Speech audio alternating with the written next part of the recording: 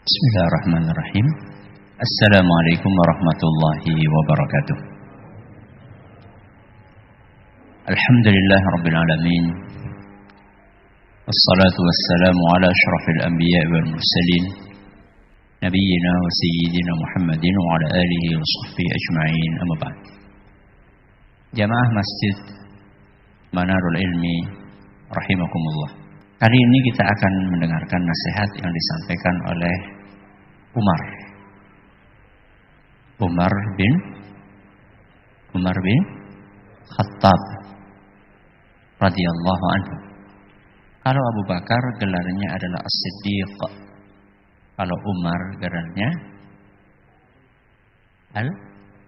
Al-Faruq.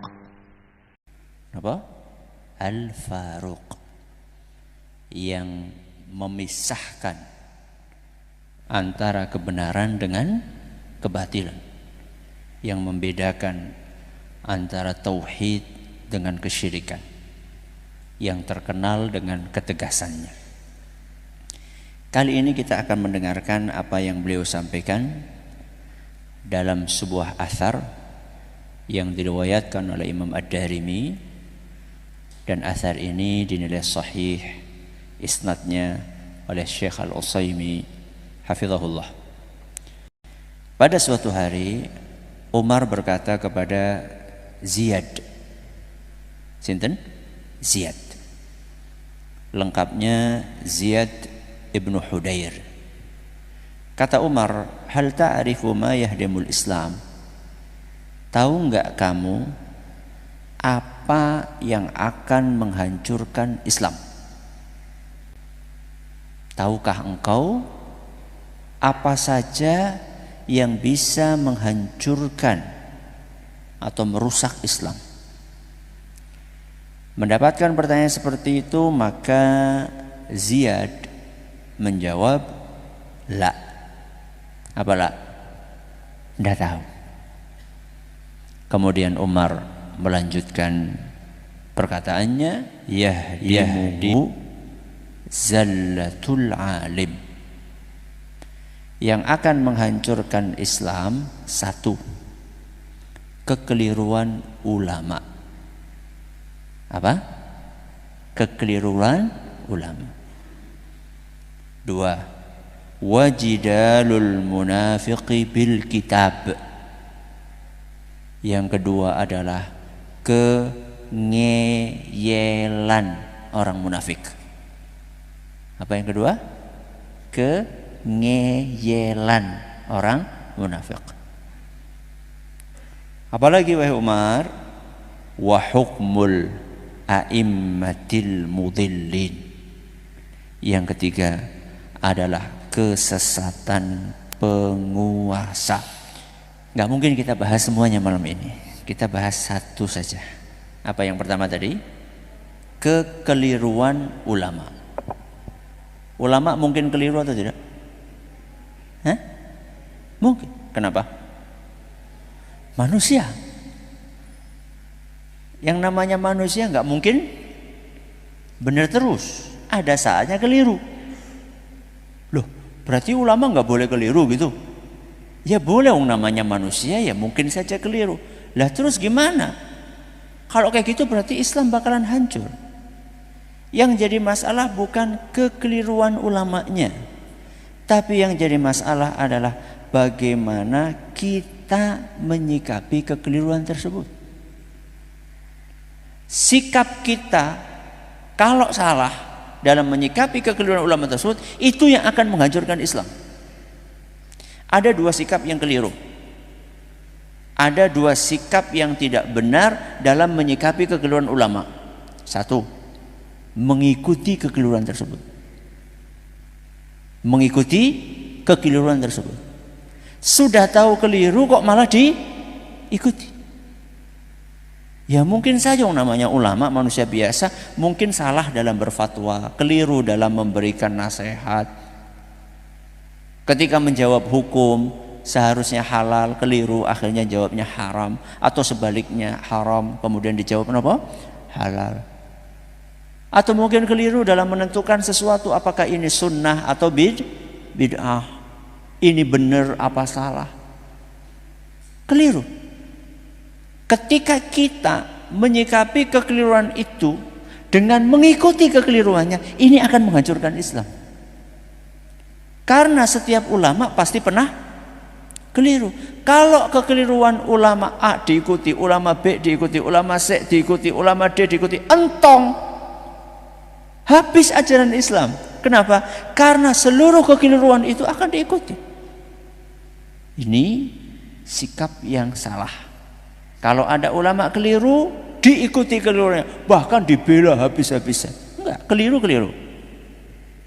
Yang kedua, sikap yang tidak benar ketika kita melihat kekeliruan ulama adalah kita menjatuhkan kehormatan ulama tersebut. Ini juga salah.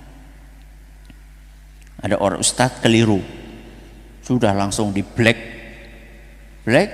list, daftar nama ustadz terlarang.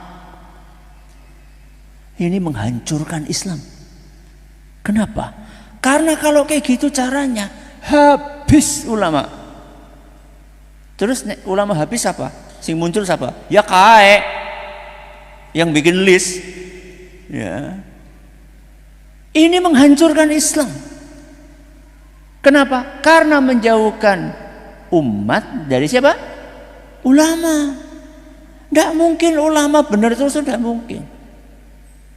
Jadi ketika kita melihat ulama keliru, jangan diikuti kekeliruannya, tapi juga jangan dijatuhkan kehormatannya. Nah terus kepriwe Ustadz? Kalau ada ulama salah kita katakan keliru, tapi beliau tetap kita hormati. Karena keliru dengan benernya lebih banyak mana? Benernya. Antara kesalahan dengan jasanya lebih banyak mana? Jasanya. Kekeliruannya jangan diikuti, tapi kita tetap menghormati ulama tersebut. Yang kedua, wajidalul munafiqi bil kitab. Kengeyelan orang munafik. Apa yang dimaksud dengan kalimat ini? Yang dimaksud adalah orang-orang yang paham agama akan tetapi memanfaatkan ilmunya ini untuk menebarkan keraguan tentang ajaran Islam. Orang ini punya ilmu, punya hafalan Al-Quran, punya hafalan hadis. Hanya saja orang ini karena mungkin dibayar, ya, seperti buzzer, ada yang apa?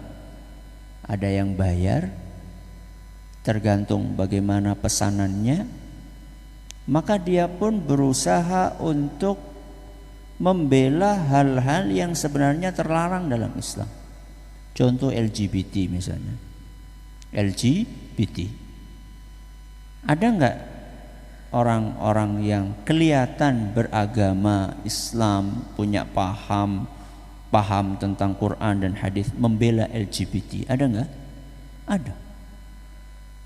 Nah, orang-orang yang seperti ini dia akan mendebat dalil-dalil yang jelas-jelas paten di dalam agama kita, kemudian membela pernikahan beda agama. Dia akan kemukakan dalil-dalilnya yang sebenarnya dalil-dalil tersebut bukan pada tempatnya. Dia hanya memutarbalikkan pemahaman tentang dalil tersebut. Ini akan menghancurkan Islam.